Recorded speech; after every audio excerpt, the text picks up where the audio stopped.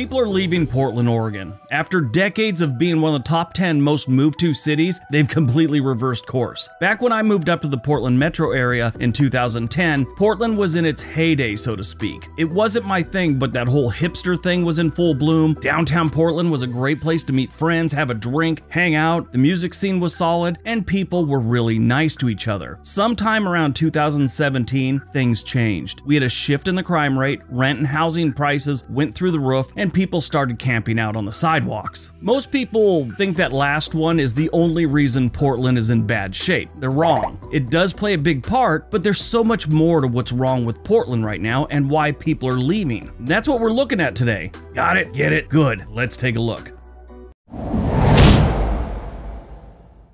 Number 10, changes in the economy. Portland is going through a lot of changes, and their economy is one of the things that's changing, and it has been changing for some time now. Some industries that we've had for a long time are shrinking, while others are growing. There used to be a ton of call centers here in the Portland metro area. There's still some, not nearly as many as we had, let's say, 2017, 2018. Ford had a call center here, Netflix had a call center in the Portland metro area, and so did Yahoo. There's a bunch of other ones. Those are the ones I can think of offhand. Each one of them employed thousands of people, and some of the ones that are still here rely on automation more than they ever did, so that's cut out a lot of jobs that they had here in the Portland metro area. Now, companies like Intel is expanding, so that's good, but it's just a shift in the economy. It's a different person has to move here to do those jobs. This has led to some people losing their jobs and others having difficulty finding work. Then you got the fact that some businesses have just left the Portland metro area because of all the BS. Walmart's a prime example. They pulled up 2 stores. Actually, they're pulling up stores all over the country, but they pulled up the ones in downtown Portland because they were having problems with people stealing, with the homeless wandering in there, and those 2 stores that they shuttered really weren't doing that good. But more people lost jobs there.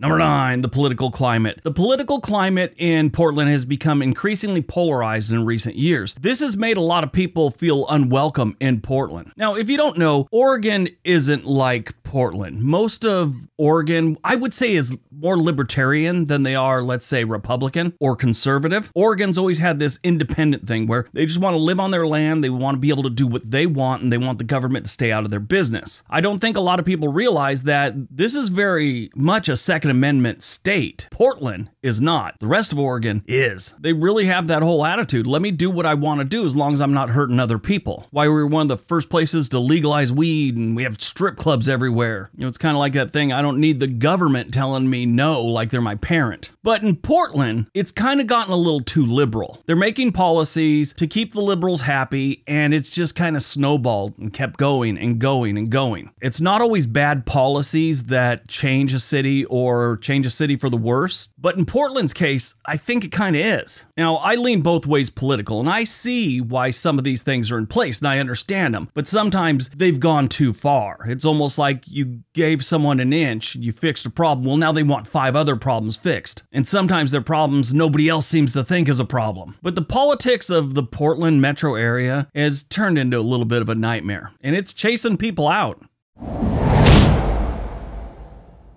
Number 8, the young people are leaving. Like I'd said earlier, back when I first moved up here, the whole hipster thing was going on, and there was a lot of young people living in the Portland metro area. It was a great scene. I was a little bit older, but I worked with a whole bunch of the 20, 25-year-olds, and occasionally I'd go out and have drinks with them, but just watching how their life was going here in Portland, it was really nice. Everyone was happy. Everyone loved it here. And it's a lot of different things that have chased them out, but many young people are leaving Portland in search of a better opportunity elsewhere. A study by Portland State University found that a number of young people leaving Portland for other cities has increased by 50% in the past 5 years. They're just not sticking around. There's too much BS.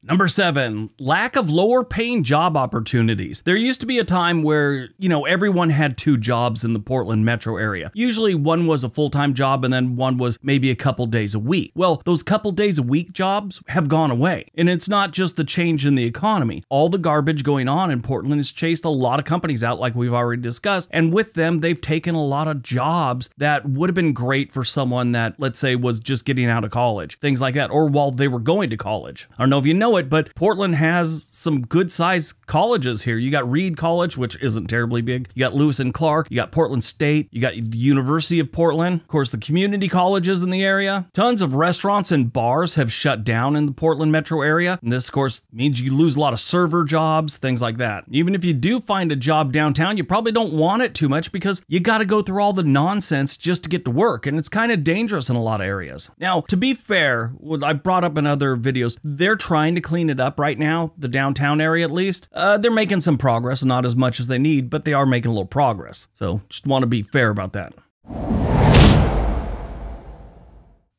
Number 6, the weather. Yeah, the weather's always been a thing here in Portland. People bring up how much it rains, how cloudy it is all the time, just gray skies and drizzle, it seems like to me most of the time. I say that as we're in the middle of a really, really nice day. It's like 80 degrees outside, blue skies. It's great. But this is, 3 months out of the year. The rest of the year, it's gray, cloudy, and rains almost every single day. Portland receives over 120 days of rain every year. I've also seen other studies where it says it's closer to 150 days of rain. Now, that's not hard rain. A lot of times it's just a little bit of drizzle, which we get a lot of those days. The weather can be off-putting to some people, especially those that are not used to it. You move here from, let's say, Dallas, and you come to Portland, you're like, this is insane. You move from Seattle down to Portland, you're like, this is normal. I've said this before, but there's a saying here in Portland. We don't cry if it rains on our parade. We expect it to rain on our parade. The other thing they say up here is if you waited for better weather to do something, you'd never leave the house. But yeah, the weather here in Portland kills it for a lot of people. Number 5, public transportation. People don't want to ride the MAX anymore. That's our train system that goes downtown and out to the airport and even into the suburbs. It's really, really nice, but not anymore. And it's not because the trains are bad shape or the service sucks or anything like that. There's just a lot of garbage that goes on the trains these days, and it's kind of forced people to not want to ride on the trains. Portland has a very sound design and reliable system. Just you don't know what you're going to get when you get on that train anymore. And that feeling is sort of started to show in the traffic in Portland. Portland has some of the worst traffic congestion in the country right now. A lot of it has to do with construction, but you also have more cars on the road than before the pandemic because people don't want to ride the MAX right now. In my opinion, I think that's what's also chased a lot of young people out, because a lot of young people in Portland, they didn't own cars back 10 years ago. That just wasn't a thing, and they really liked it. The train or a bus could get you anywhere. Where I grew up in Los Angeles, nobody rode the bus or the train or anything like that. The bus when I was a kid in Southern California was referred to as the loser cruiser. If you're a dude riding a bus, it really acted as a form of birth control at the same time. No one was hooking up with you if you rode the bus. But it wasn't that way here in Portland. When I moved up here, it's like, why do I need a car? I'll just ride the MAX. And everyone's attitude was totally different. That's one of the first things that caught my attention when I moved up here. That people were just like, why not just take the MAX?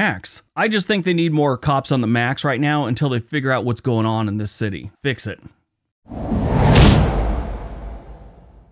Number 4, the crime rate. Portland has seen an increase in crime in recent years. The violent crime rate in Portland is higher than the national average. This increase in crime has made some people feel less safe, as it should, living in Portland, especially downtown. When I first moved to Portland, Oregon, actually it wasn't when I first moved here, when I first started making these videos around 2015, Portland's overall crime rate was almost even with the national average. Their violent crime rate was below the national average. Right now, their total crime rate is 168% above the national average. Their violent crime rate is 86% above the national average. So the big difference is property crime is almost 200% above the national average.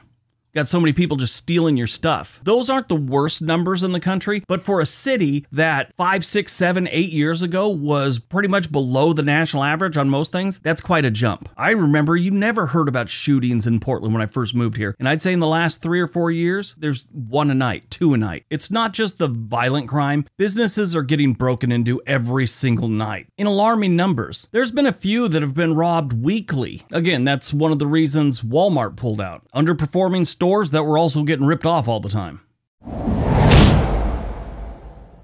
Number 3, high cost of living. You know, Portland's living that dream. The place kind of sucks, but they charge you like it doesn't. It's almost like getting a 3-day-old cheeseburger at McDonald's and they charge you $25 for it. Portland, Oregon has one of the highest costs of living in the United States. It's in the top 15 now. One of the first videos I ever did, I brought this up, that the cost of living was going up. In that video, out of the top 100 cities in the United States, Portland was ranked 28. Now here they are at lucky number 13. This is another reason so many young people have left. They don't have the money to afford Portland metro area anymore. More and more retirees, not like retirees were hanging out here in the first place. I mean, it's far too cold and rainy and dreary. Unless you're into real heavy gardening, the place is not great if you're retired. Never has been on weather alone. But now it's gotten so expensive, retirees and young people are leaving. The only people that are staying are sadly the people that are in the prime of their money-making life, you know? Oh, and the homeless. They're staying. The median home price in the Portland metro area is $325,000. Now, if you go downtown Portland or just into Portland itself, it's closer to $550,000. That's just the median. The median for rent, they say, is $1,025, but if you go downtown Portland, the median is closer to $1,500. That's 8% higher than the national average. That's not terribly bad.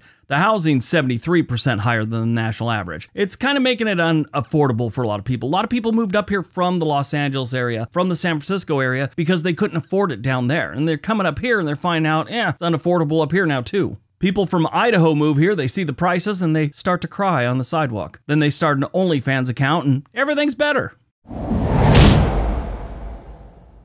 Number 2, Portland's lost its cool. Yep, Portland used to be the cool place to move. Just like Seattle was for a while there, San Francisco was back in the 60s, Los Angeles has been forever. Portland was the place to move to if you were young. It was just a cool place to live. It's not a thing anymore. Perfect example is, like I talked about earlier, all the hipsters and the music scene was solid here. Well, when it lost its cool, everyone left. I mean, the hipsters went out of style, but whatever style would have replaced them, it's not happening here in Portland anymore. And it's really unfortunate. I mean, like I'd said, this was a great place to live for some time. I mean, Portland's popularity started in the late 80s. It was always popular to a degree, but it really got kicked into high gear sometime around the late 80s, early 90s. And it was strong until 2016, 2017, somewhere around there. It just became less of a cool place to live. Now, there's no measurable stat for that, and that's just an opinion, but it's an opinion of a lot of people. Austin, Texas, that became the cool place to move to. That's slowing down a little bit these days also. What's the next place?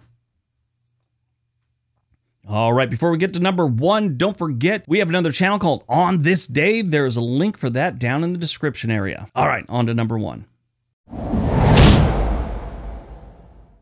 And number 1, the homeless. Yes, let's talk about the elephant in the room. Actually, the 4,000 elephants in the room. The homeless population in Portland, Oregon has wreaked havoc on this city. It's changed the demographic. It's changed the crime rate. It's changed the traffic patterns. It's affected job opportunities. It has chased long-time residents out of the city, and long-time business owners have decided to set up shop elsewhere. It is an epidemic here in Portland. Now, I don't wish anything bad on the homeless people. They just affect what's around them. They're just people trying to live, and for whatever reason, they're on the streets, whether it's some kind of addiction, mental health crisis, fallen on hard times, made the decision to live under a bridge, whatever the reason, they're there, and in a lot of cases, they need help. Sadly, most of them can't be helped to the point where it would get them off the street. We all know this. This is study after study will tell you that. Some of the people just need to be maintained probably for the rest of their life. The numbers vary drastically depending on who's putting out the numbers when it comes to the amount of homeless living in the Portland metro area. In my experience, the city will put out very low numbers because it looks better if they have a low number of homeless people. Groups that are helping the homeless, that get money from different government agencies, they put out numbers that are really hard to believe. I saw one that said we have like 14,000 living unhoused in Portland, and then the city put out something that said they had 4,000. Then I saw one that said it was closer to 2,500. So I don't know what's going on. The way they do that, it's a really weird statistic. They have a point in time thing. So on one night every year or twice a year, they will go down and count as many as they can, and then they do an estimate. Because,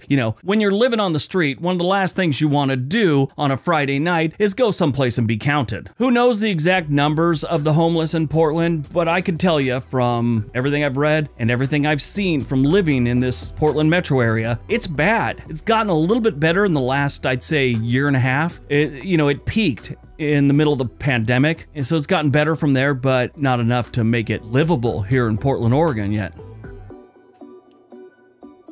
All right, that's today's video. Hope you guys enjoyed it. Hope you got some information out of it. Now go out, have a great day, and be nice to each other.